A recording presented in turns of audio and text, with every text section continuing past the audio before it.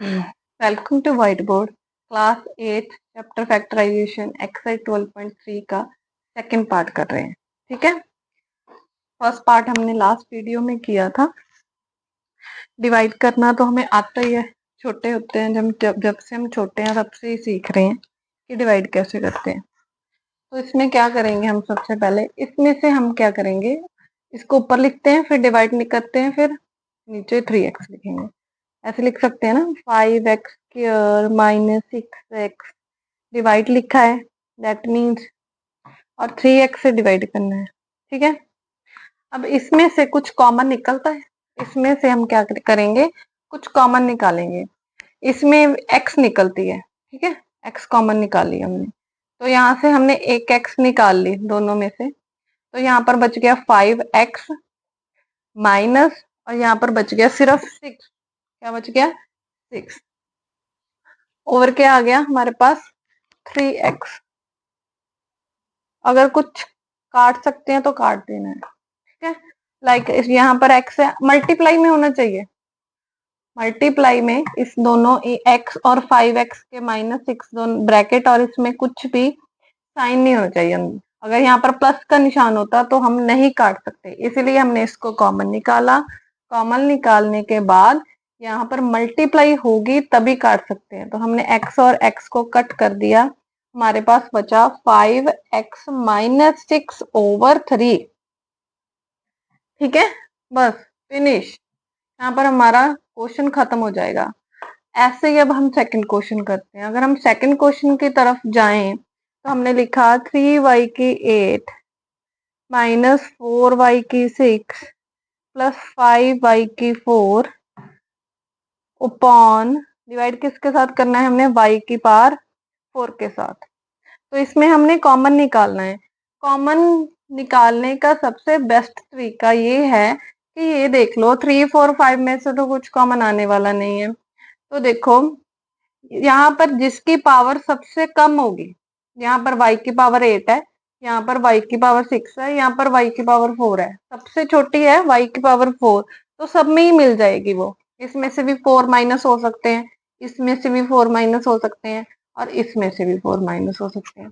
अगर हम इसमें से y की पावर 8 में से y4 बाहर निकाल दें, मतलब इसमें से y 8 टाइम था, अगर हम इसको ब्रीफ में देखें तो y इसमें छोटे बच्चों की तरह, तो y इसमें 8 टाइम था। हो गया 1 2 3 4 5 6 7 8। ठीक है, इसमें से हमने y 4 टाइम्स निकाल दिया बाहर, तो अंदर बचा 1 2 3 4 टाइम्स ही बच गया, 3 तो बचा ही बचा, साथ में 4 टाइम्स। या फिर माइनस भी कर सकते हैं, अगर 6 में से मैं 4 निकाल दूंगी तो क्या बचेगा? 2 बच जाएगा। अगर y की पावर 6 में से मैंने y की पावर 4 बाहर निकाल दी तो बेस सेम हो तो माइनस हो जाती है ना पावर्स, तो बच गया y की पावर 2। ये भी एक मेथड है। यहाँ पर y की पावर 4 है, 4 में से 4 ही निकाल दिए, y की पावर 4 है, उसमें से y की पावर 4 ही मैंने बाहर लिख ली, माइनस y की पावर 0।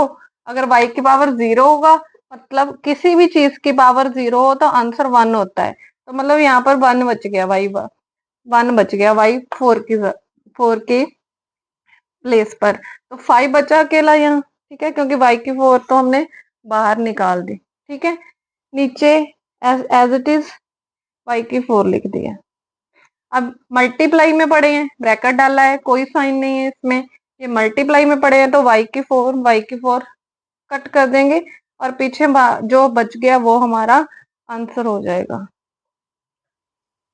3y की 4 माइनस 4y की स्क्वायर प्लस 5 हमारा आंसर हो गया। नेक्स्ट क्वेश्चन की ओर चलते हैं। ये तो इजी है ना, अब इसमें तो कोई बड़ी बात है नहीं अभी, मुझे लगता है।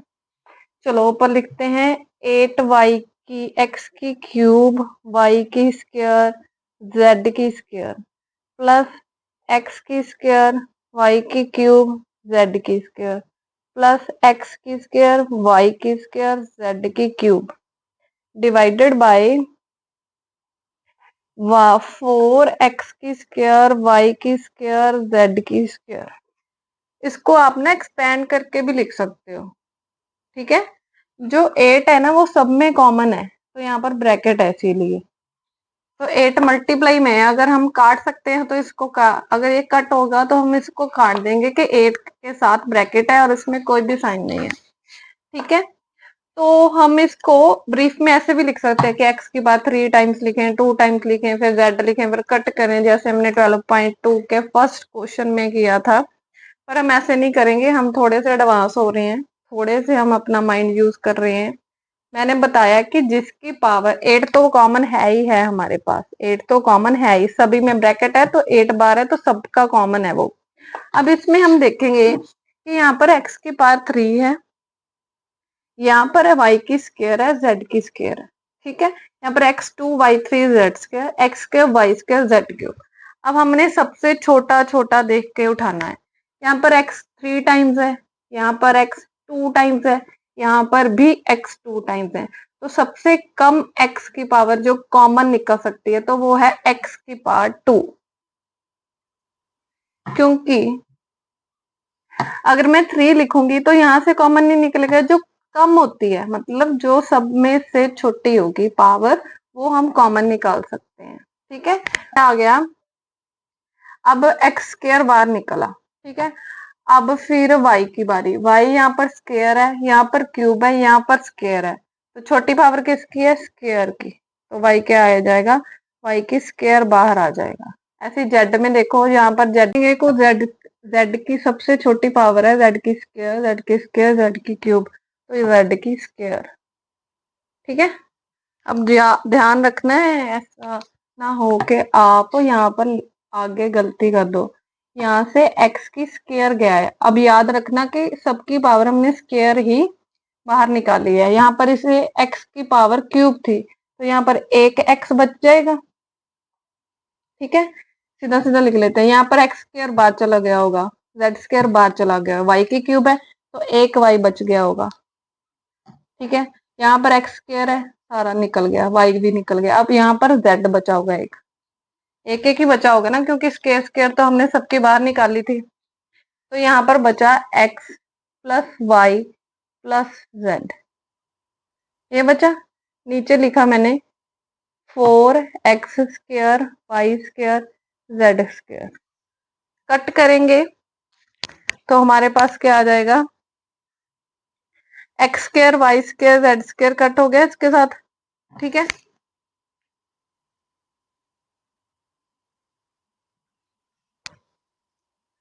एक्स स्क्वायर के साथ एक्स स्क्वायर कट हो गया, वाई स्क्वायर के साथ वाई स्क्वायर कट हो गया, जेड स्क्वायर के साथ जेड स्क्वायर कट हो गया, 4 1 का 4, 4 2 का 8 भी कट हुआ। तो हमारे पास बचा, अब ऊपर बचा सिर्फ 2, ब्रैकेट में बचा x plus y plus z, नीचे तो कुछ भी ना बचा, कुछ भी नहीं बचा, तो ये हो गया हमारा आंसर। ठीक है, अब हम करते हैं नेक्स्ट क्वेश्चन। नेक्स्ट क्वेश्चन है x की क्यूब प्लस 2x की square plus 3x divided by 2x। आप जल्दी से मुझे कमेंट सेक्शन में बता देना कि इसका आंसर क्या होगा, इधर मैं सॉल्व कर देती हूँ इसको। 2x की square plus 3x divided by 2x, इसमें से सबसे छोटी पावर कौन सी है, इसमें एक्स क्यूब है, इसमें एक्स स्क्वायर है, इसमें एक्स है, मतलब एक्स की पावर 1, तो सबसे छोटी एक्स की पावर 1 है तो एक्स बाहर निकालेंगे। अगर इसमें से हमने 1 बाहर निकाल ली, एक्स की पावर 1 बाहर निकाल ली तो -1 होगा, तो डेट मीन्स एक्स की स्क्वायर हो गया। ठीक है, यहाँ पर 2 थी, 1 बाहर निकाल ली तो 2 - 1 एक्स की पावर 1 बच गई। ठीक है, अब नेक्स्ट आ गया हमारे पास, यहाँ पर 3 बच गया क्योंकि x की पावर 1 तो हमने बाहर निकाल ही ली है। यहाँ पर 2x मल्टीप्लाई में तो x के साथ मैंने x को काट दिया, हमारे पास आंसर बचा x की square plus 2x plus 3 over 2, नीचे 2 भी है हमारे पास आंसर में, हमारे पास क्या है, 2 भी है आंसर में। अब हम नेक्स्ट क्वेश्चन करते हैं, 5th क्वेश्चन होगा हमारा। 5th क्वेश्चन है p की क्यूब q की 6, ठीक है, माइनस p की 6 q की क्यूब डिवाइडेड बाय पी की क्यूब क्यू की क्यूब। दोबारा से क्वेश्चन रिपीट कर लेते हैं।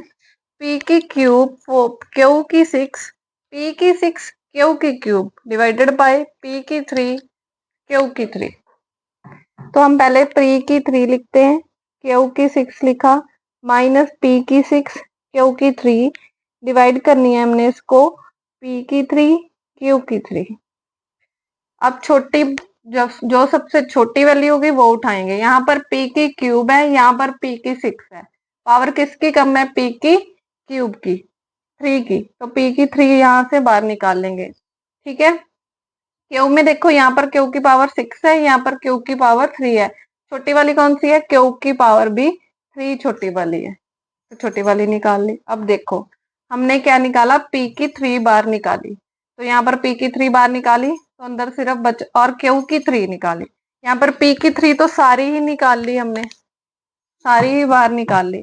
p की 3 तो यहाँ पर कुछ भी ना बचा इसका तो। ठीक है। अब q की 6 नहीं निकाली हमने, q की 3 निकाली है, तो यहाँ से 3 माइनस हो जाएगा।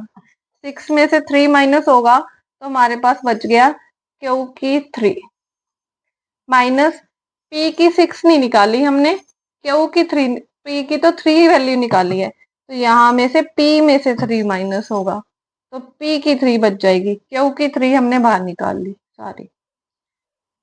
डिवाइड हो गया p की क्यूब, ये सेम है, कट हो जाएंगे। ठीक है। आंसर आ गया हमारे पास q की क्यूब माइनस p की क्यूब। क्या आ गया हमारे पास आंसर?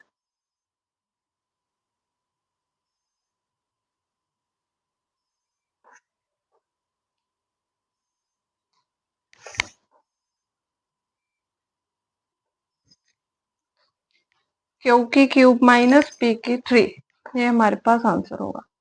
दोबारा से बता देती हूँ, जिसकी पावर छोटी होगी वो बाहर निकालेंगे। इसमें से p की 3 की पावर छोटी है, यहाँ पर तो 6 था, यहाँ पर 3 था। ऐसे क्यों? यहाँ पर 6 था, यहाँ पर 3 था, तो यहाँ पर हमने p3 सबसे छोटा था और q3 छोटा था, वो निकाल लिया। यहाँ पर p3 तो फिर सारा ही निकल गया। यहाँ पर 6 नहीं निकाला हमने, 3 निकाला, तो 6 में से 3 माइनस जाएंगे तो 3 ही बचेगा। यहाँ पर हमने p की वैल्यू 3 कॉमन निकाली है, 6 नहीं निकाली है, तो इसमें से -3 होगा। क्योंकि 3 हमने सारी ही निकाली है, तो सारी ही एज इट इज आ गई। यहाँ बच गया p की 3। अब यहाँ से कट हो गया और आंसर आ गया हमारे पास q की क्यूब माइनस p की क्यूब, क्यूब भी बोलते हैं इसको। ठीक है। अब हमारा यहाँ पर सेकंड पार्ट कंप्लीट होता है। Thanks for watching and please subscribe and share my channel.